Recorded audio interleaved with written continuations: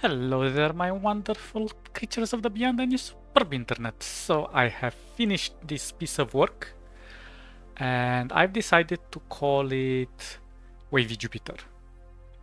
And as an added bonus, I have also created a moon for it, which I named it Sparky. There we go. We had a small glitch over there. Sometimes you have to zoom in for everything to render, but yeah, it works when it wants to work. So I've done a few variations. I've been quite a busy panda here.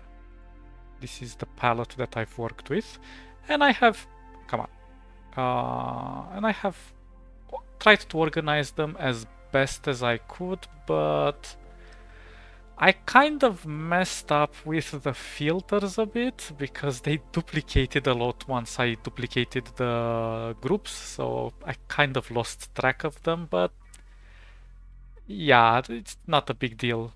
This can be easily sorted out if you want to save it without by optimizing the file. But anyway, let's have a look at what we have done here. So I have used dedicated filters for each layer of the islands. Now, there is no real easy way to do this actually. So I could not reproduce them quite as easily as I thought. I had to manually render them. So what I mean by that, for example, at the bottom here we have, for example, shape, I don't know, shape 1 or shape 3? Shape 1 is good. So on shape 1 we have 4 elements. We have the shadow, we have the base, which is this element with the texture. And then inside here we have the edge. And inside the edge, well, I've created a few variations of the seam in this case, but inside the edge we have this particular edge and then this seam here. And eventually I have given up. Like this one was another variation I tried, but it didn't look too good. Sure, I could have added a highlight over here to kind of make it pop up, but I didn't quite like how it was ending, the termination. I don't know, it just looked paperish, so I let it be. And this is our, oops, what the heck is happening? This is the original, which I did with the controller, but I don't know, this one didn't quite hit as good as this one. This one is a bit more elegant.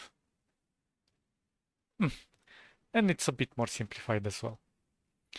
So then I have reproduced kind of the same thing in shape 2, but in shape 3 I had to kind of play with 2 shadows to smooth things out here on the lava. The lava looks decent. I would have liked to control it a bit better, but then I just simply created a gradient here, so it's okay. Then I have created different types of highlights depending on the height, if I could call it, of the layer from the lava itself. You see, like here it glows a bit orangish and then it loses its color. And I don't know, I've thought of making these two islands separate in texture and in tone to give it a different mood. But then I was undecided, so I've created a few versions, like this one is the second one, which is the inverted layer coloring from this one, and this one is the mirror. But for some reason the inverted one looks a bit better. this one is more solid and rocky, while the initial version is more earthy or sand-like. I don't know, I kind of like this more. It gives the impression of the Jupiter, of its scale, and I don't know, its titanic size in comparison to its beautiful moon Sparky. And then obviously I've added some effects with the film grain, and I've tweaked them around. So yeah, more or less I kind of like how it ended up. Could be better, could be worse. Can always be better. But I kind of like this sharp edge.